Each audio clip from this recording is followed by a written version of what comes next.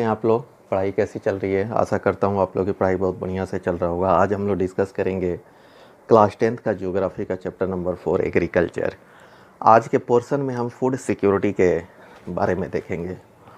Exercise के answer के लिए आप हमारे साइट पर विजिट कर सकते हैं www.fullexpand.com। ठीक है, इस पे हम आंसर को अपलोड कर देते हैं ताकि टाइमली आप लोग अपनी तैयारी कर सकें। ठीक है, अब हम फूड सिक्योरिटी के बारे में जानकारी हासिल करेंगे। जैसा कि हमें पता है कि food is the basic need.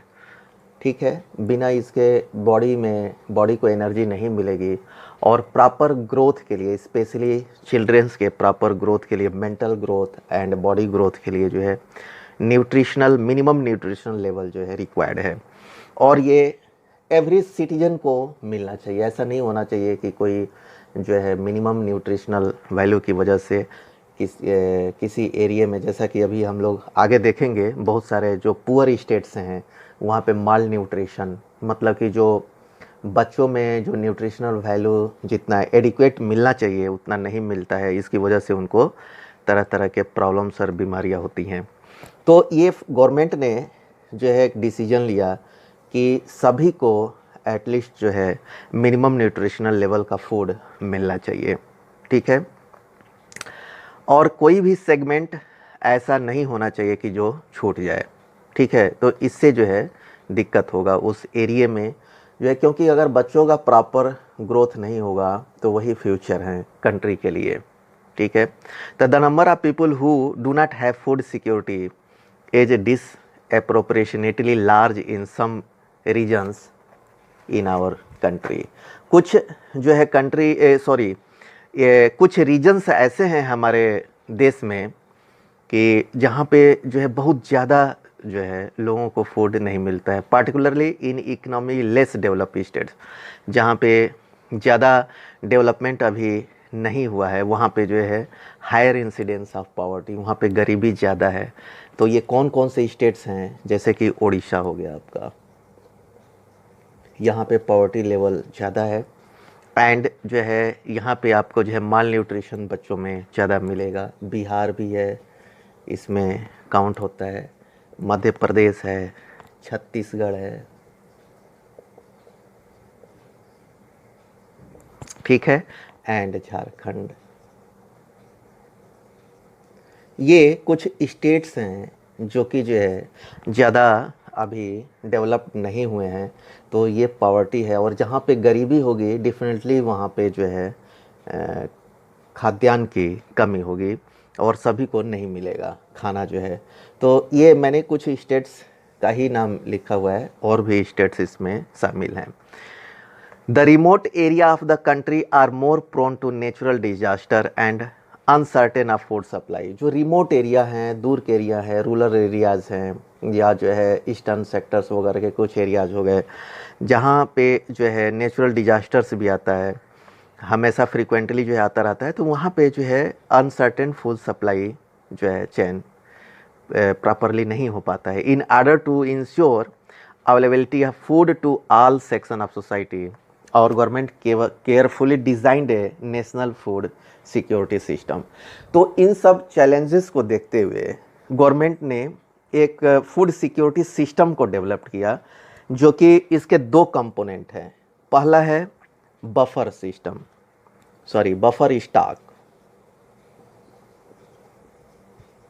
ठीक है, एंड दूसरा है पीडीएस, जिसको पब्लिक डिस्ट्रीब्यूशन सिस्टम बोलते हैं। पब्लिक डिस्ट्रीब्यूशन सिस्टम एक एक करके हम समझेंगे कि ये गवर्नमेंट ने स्टेप लिया। ये बहुत अच्छा स्टेप्स है और इससे बहुत ही जो है इम्प्रूवमेंट हुआ है पॉवर्टी लेवल पे जो है खाना पहुंचाने के लिए, जो ग्रेन्स है वो उनके यहाँ पहुंचाने के लिए। बफर स्टॉक क्या है? पहले हम बफर स्टॉक को समझेंगे। A buffer stock is a system or scheme set by government which buy and stores stocks. ये क्या करते हैं कि जब जो है फसल हार्वेस्ट होता है, ठीक है, जब फसल कटती है तो गवर्नमेंट जो है क्या करती है, गवर्नमेंट की एक इंस्टीट्यूशन है फूड कॉरपोरेशन ऑफ इंडिया, ठीक है। ये जो है इंस्टीट्यूशन जो है ग्रेन्स को, जैसे कि आपका व्हीट हो गया या राइस हो गया, उसको बाई करती है। बाई करने के दो रीज़न हैं।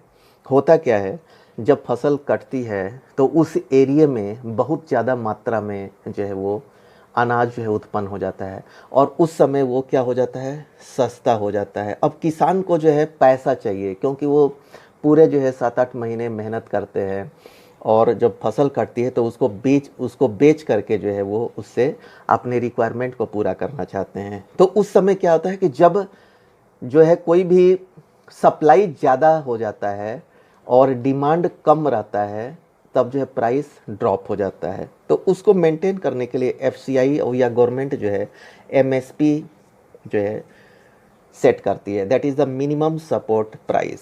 जैसे कि हमने इससे पहले वाले क्लास में देखा था, फिर भी मैंने थोड़ा सा डिस्कस कर दिया यहाँ पे, ठीक है। तो एफसीआई फूड को खरीदती है। तो खरीदने का मतलब क्या है कि वो स्टॉक करती है, ठीक है। स्टॉक किस लिए करती है, तो क्योंकि एक तो इस रेट को रेगुलेट करने के लिए कि जो ट्रेडर्स हैं, स्पेकुलेटर्स हैं, वो उसको जो है सस्ते रेट में खरीद ना सके, इसलिए गवर्नमेंट जो है एमएसपी भी फिक्स कर देती है, और जो है प्राइस रेगुलेट करने के लिए वो बाई करती है।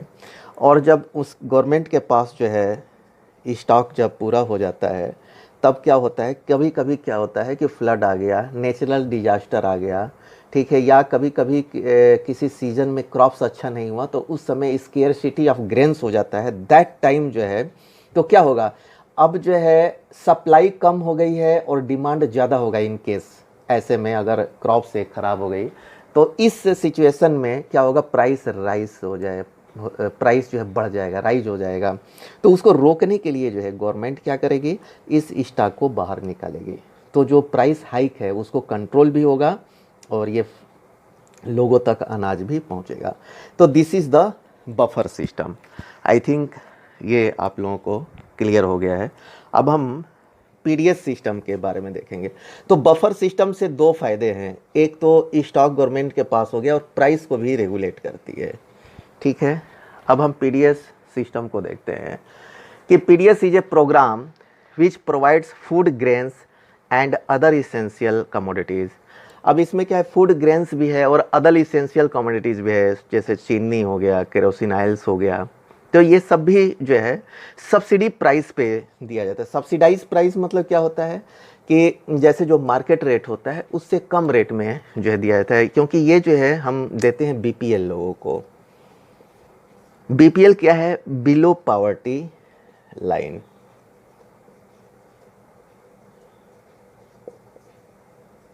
गवर्नमेंट ने एक सेट किया हुआ है पैरामीटर कि जिनका इनकम जो है कम होगा, एक पैरामीटर सेट है जो टाइम टू टाइम वो रेगुलेट होता रहता है। उस जैसे कि एनुअल इनकम का एक रेट फिक्स किया गया कि एनुअल इनकम जो है इतना है, उससे कम अगर जो है किसी का इनकम है, सालाना इनकम, तो that family will come into below poverty line and that family will get the subsidised food, ठीक है। क्योंकि उनके पास जो है उतना पैसा नहीं है, ठीक है, तो उनको जो है कुछ ऐड हो जाता है। और मेन क्या है, ये फूड सिक्योरिटी का, ताकि जो ग्रोइंग चिल्ड्रंस हैं उनको भी मिले। एडल्ट तो कैसे भी अपना काम चला लेंगे, बट जो है जो ग्रोइंग चिल्ड्रन है उनको भी माल न्यूट्रिशन नहीं होना चाहिए। इवन ऐसा नहीं है केवल बच्चों में ही होगा, बड़ों में भी अगर न्यूट्रिशनल वैल्यू नहीं मिलता है एडिक्वेट, तो उनको भी प्रॉब्लम हो सकता है। तो ये बीपीएल जो है, सॉरी, ये पीडीएस सिस्टम जो है क्या करती है कि ये बिलो पॉवर्टी लाइन के जो लोग हैं उनको जो है सब्सिडाइज प्राइस में कमोडिटी, जो इसेंशियल कमोडिटीज़ है, उसको प्रोवाइड किया जाता है। India's food security policy has a primarily objective to ensure availability of food grains to the common people at an affordable price. जैसा कि मैंने बताया कि एफोर्डेबल प्राइस पे उनको मिलना चाहिए। It has enabled the poor to have access to food, और इसकी वजह से ही गरीबों को फूड जो है मिल पाता है। The focus of the policy is on growth in agriculture production and on fixing the support price for procurement of wheat and rice to maintain their stock. Food Corporation of India, जैसे कि मैंने बताया कि food corporation is India जो है responsible है MSP price पे ये स्टॉक जो है खरीदने के लिए। ठीक है। The FCI procures food grains from the farmers at the government announce minimum support price, जैसे कि मैंने ये आपको डिस्कस कर दिया है। ठीक है। अब जो है इसमें हम देखते थे the government use to provide subsidise on agriculture input, तो ये तो एमएसपी पे खरीद लिया। इसके अलावा और गवर्नमेंट फार्मर्स के हेल्प के लिए क्या कर सकती है? ठीक है, फार्मर्स के हेल्प के लिए और क्या कर सकती है? जो एग्रीकल्चरल इनपुट्स होते हैं, एग्रीकल्चरल इनपुट क्या होगा? आपके फर्टिलाइजर्स जो है इनपुट हो जाएंगे, जो पावर यूज होता है इरिगेशन वगैरह में दैट इज़ इनपुट। हाँ, इरिगेशन करते हैं वो इम्प्लीमेंट्स जो होता है वो इंसेक्टिसाइड पेस्टिसाइड्स, ये जो इनपुट्स हैं उसको जो है सब्सिडाइज रेट में जो है गवर्नमेंट प्रोवाइड करती है, तो इससे जो है कास्ट जो है कम हो जाता है। ठीक है, और फार्मर्स को थोड़ा सा कुछ प्रॉफिट हो जाता है जब वो हार्वेस्ट करते हैं। लेकिन इसका भी मिसयूज हो रहा है, अभी हम आगे देखेंगे। Excessive and imprudent use of fertilisers and water has lead to water logging. कभी कभी क्या होता है कि सब्सिडाइज प्राइस में सस्ता मिल गया तो जो है इम्प्रूडेंट, बिना जानकारी के या जो है बिना ध्यान रखे हुए क्या करते हैं, एक्सेसिव यूज कर देते हैं फर्टिलाइजर्स का, ये ध्यान रखते हुए कि जितना ज़्यादा डालेंगे तो वो ज़्यादा फसल हमारी स्ट्रांग होगी और ज़्यादा जो है पैदावार होगा। ठीक है, जैसे इरिगेशन में सब्सिडाइज कर दिया गया आपका इलेक्ट्रिसिटी वगैरह का, तो उससे जो है ज़्यादा पानी जो है दे देते हैं तो उससे वाटर लॉगिंग हो जाता है। उससे क्या होता है कि जो इसेंशियल माइक्रो न्यूट्रिएंट सॉइल में होते हैं वो डिप्लीशन, उनका जो है क्षय होता है, वो जो है धीरे धीरे ख़त्म हो जाते हैं। And high MSP subsidize in input and committed FCI purchase have distorted cropping pattern. अब ये क्रॉपिंग पैटर्न को समझना ज़रूरी है।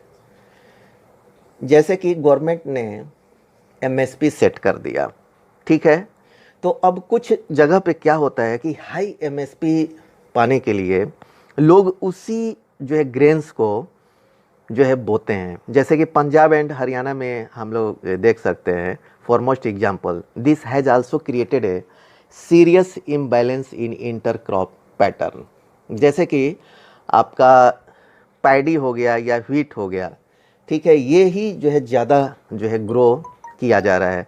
इवन जो पंजाब एंड हरियाणा में भी जो है पैडी उगाया जा रहा है, क्यों? क्योंकि वहाँ पे जो है इरिगेशन की फैसिलिटी जो है, तो इससे क्या है क्रॉपिंग पैटर्न जो है बिगड़ गया। क्योंकि हमें हर क्रॉप जो है एक बैलेंस में चाहिए, पल्सेज भी हमें चाहिए, व्हीट भी चाहिए, राइस भी चाहिए, ठीक है, और वेजिटेबल्स भी चाहिए, फ्रूट भी चाहिए, तो एक बैलेंस जो है इसमें, ऑयल सीड्स भी चाहिए, एक बैलेंस क्रॉप में बना चाहिए। अगर पूरे कंट्री में लोग जो है हाई एमएसपी पाने के लिए केवल जो है राइस ही उगाना स्टार्ट कर दे या व्हीट उगाना कर दे, तो अदर क्रॉप्स, अदर जो है जो फूड है, वो फूड ग्रेन्स है, वो हमें नहीं मिलेंगे, हमें इंपोर्ट करना पड़ेगा and that will be cost more. ठीक है, अब हम देखते हैं कि अब जो है consumers are divided into two category. Consumers जो है दो कैटेगरी में डिवाइडेड है, एक तो बिलो पॉवर्टी लेवल है एंड एक है APL, above poverty level, with the issue price being different for each category. और बीपीएल के लिए प्राइस अलग है एंड एपीएल जो है एबव पॉवर्टी लाइन है, उनके लिए प्राइस अलग है। ये तो सही है कि इनके लिए प्राइस कम है क्योंकि ये एफोर्ड नहीं कर पाते हैं, ठीक है, लेकिन कभी कभी क्या होता है कि ये कैटेगरी जो है परफेक्ट नहीं होती है। इसमें प्रॉब्लम्स क्या कहाँ पे आता है, कभी कभी क्या होता है कि जो ये एबव पॉवर्टी लाइन के लोग हैं, इनकी फसल जो है ख़राब हो जाती है, ठीक है, फसल ख़राब होने के बावजूद जो है ये जो है बीपीएल में चले जाते हैं। लेकिन हमारा एडमिनिस्ट्रेशन इतना स्ट्रॉन्ग नहीं है और इतना फास्ट नहीं है सिस्टम कि इनको बीपीएल में लेके जा सके immediately. It takes 1 year to 2 years to register in BPL, ठीक है। तो उस सिचुएशन में ये एपीएल में रहते हुए जो बीपीएल बन गए, उनके लिए जो है ज़्यादा दिक्कत होती है, ठीक है। तो इसमें हम क्या कर सकते हैं, इसमें हमें एक सर्वे करना पड़ेगा, ठीक है। Each district and block can be made self sufficient in food grains production if government provides proper agriculture. उस एरिया का, जैसे कि एक डिस्ट्रिक्ट हम ले लेते हैं, डिस्ट्रिक्ट में ब्लॉक्स होता है, जैसा कि हमें पता है। अभी हम एक बार स्ट्रक्चर देख लेते हैं। जैसे एक डिस्ट्रिक्ट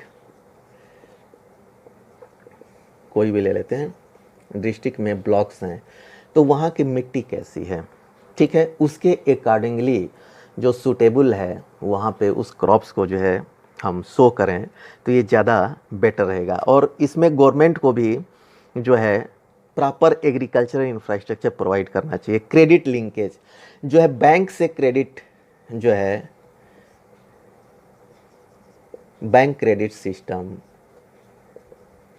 को स्ट्रेंथन करना चाहिए, ठीक है। ये देखना चाहिए डिस्ट्रिक्ट एडमिनिस्ट्रेटर को कि जो है, जो फार्मर्स है उनको बैंक से जो है क्रेडिट मिले, क्योंकि जब वो जो है साहूकार के पास जाते हैं या मनी लेंडर्स के पास जाते हैं तो उनका रेट ऑफ इंटरेस्ट ज़्यादा होता है, तो इससे प्रॉब्लम होता है। तो ये गवर्नमेंट जो है अगर ध्यान दे, प्रॉपर एग्रीकल्चर इंफ्रास्ट्रक्चर उनको दे, लेटेस्ट टेक्निक्स जो हैं उसको जो है प्रोवाइड किया जाए, तो इससे क्या होगा कि जो है instead of growing rice and wheat, अगर ऐसा नहीं है कि उसमें राइस एंड व्हीट ही जो है किया जाए, जो सूटेबल है वहाँ पे, जो मिट्टी जो है जिसके लिए सूटेबल है, तो उसके अकॉर्डिंगली अगर ये सब सुविधाएं फार्मर्स को दिया जाएगा तो they will be able to grow the potential crops in the particular area, ठीक है।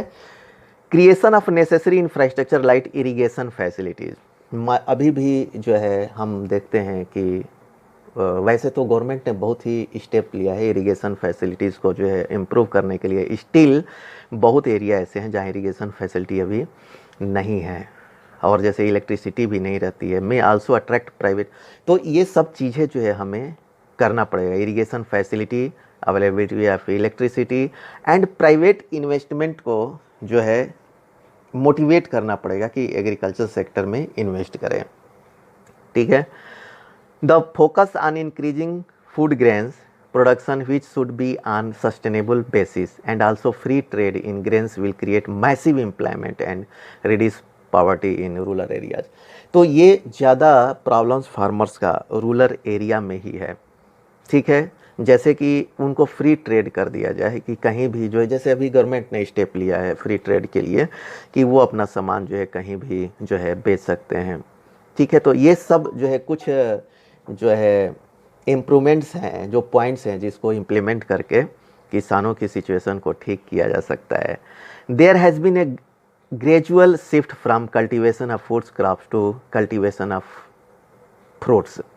अब जो है, जो पहले जिस खेत में फूड क्रॉप्स बोए जाते थे, अब वहाँ पे हमें देखने को मिलता था कि फ्रूट्स एंड वेजिटेबल्स जो है उगाए जा रहे हैं, ऑयल सीड्स जो है उगाए जा रहे हैं and industrial crop. This has lead to the reduction in net sown area under cereals and pulses. इससे क्या हुआ है कि जो एरिया फिक्स थी सीरियल्स एंड पल्सेस के लिए, ग्रेन्स के लिए, दालों के लिए, तो वो जो है अब नेट सोन एरिया डिक्रीज हो रहा है, जबकि हमारा ज़्यादा डिमांड जो है वही है। With the growing population the declination food production put a big question mark over the countries future food security. इससे क्या है कि जो हम फूड सिक्योरिटी का जो प्लान बनाए हैं, अगर हमारे पास सीरियल्स नहीं रहेंगे, पल्सेज नहीं रहेंगे,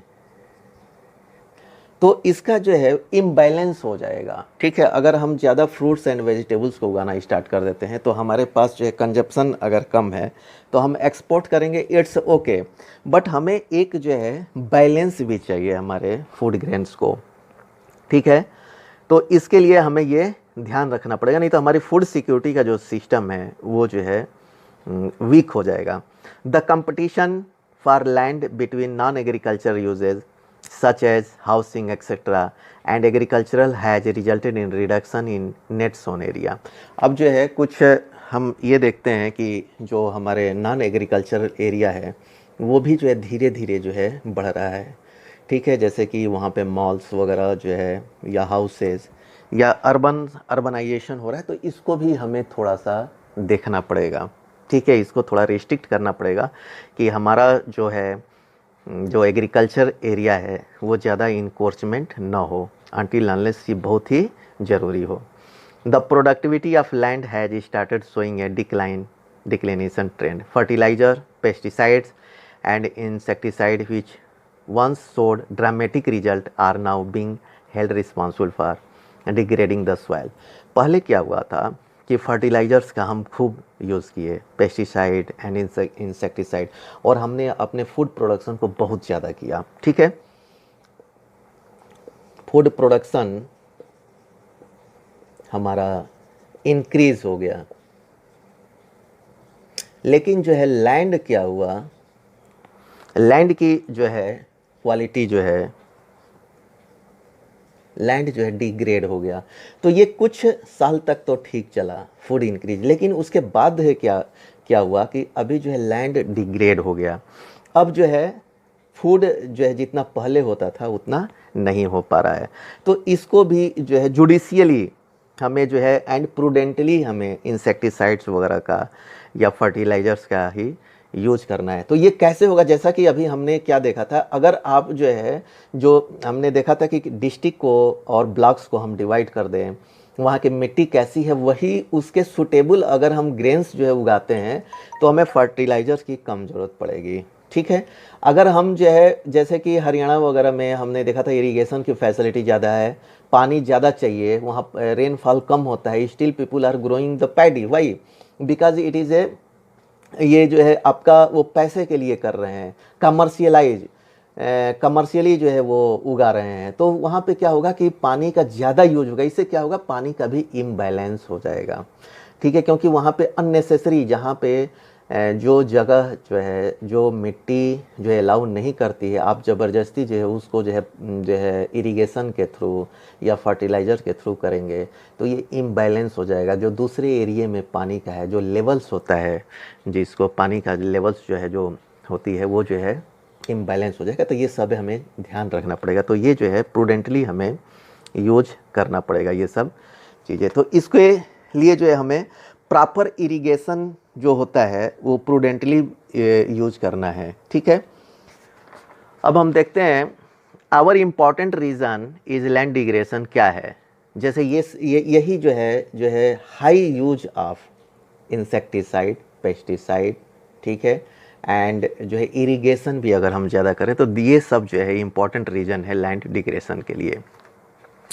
अब जो है होता क्या है नॉर्मली कि जैसे कि कुछ सेक्शंस को या कुछ एरिए में अगर आप पावर को फ्री कर दिए, ठीक है, तो वो लोग क्या करते हैं कि ग्राउंड वाटर का इंटेंसिव यूज़ करते हैं, और जो है इंटेंसिव यूज वाले क्रॉप्स जो पानी ज़्यादा होता है उसको जो है उगाना शुरू कर देते हैं, जो कि लो रेनफॉल में एरिया है लेकिन वहाँ पे ज़्यादा पानी चाहिए। जैसे कि हमने राइस का जो है एग्जांपल दिया था, जैसे राइस जो है पंजाब में उगाया जाता है और शुगर केन इन महाराष्ट्र, जबकि ये दोनों के लिए पानी की ज़्यादा ज़रूरत होती है। तो महाराष्ट्र के एक सेक्शन में अगर आप शुगर केन उगाते हैं, आपको पता है कि उसी के दूसरे पार्ट में कितनी पानी की कमी रहती है।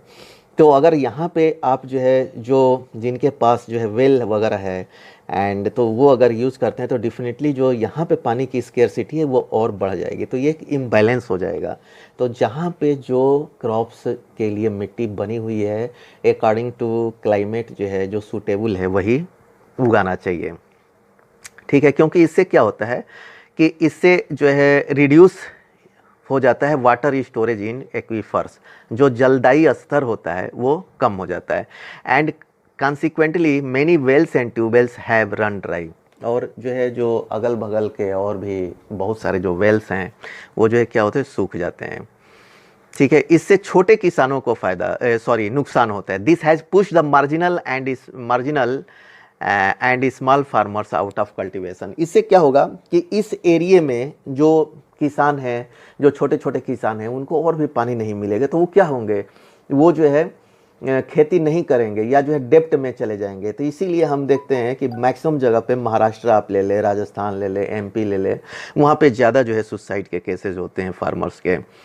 The big farmers with deeper tube well still have water but many others have a water crisis. तो इसी जो है जो इम्बैलेंस ऑफ वाटर है इसके वजह से ये प्रॉब्लम्स होता है।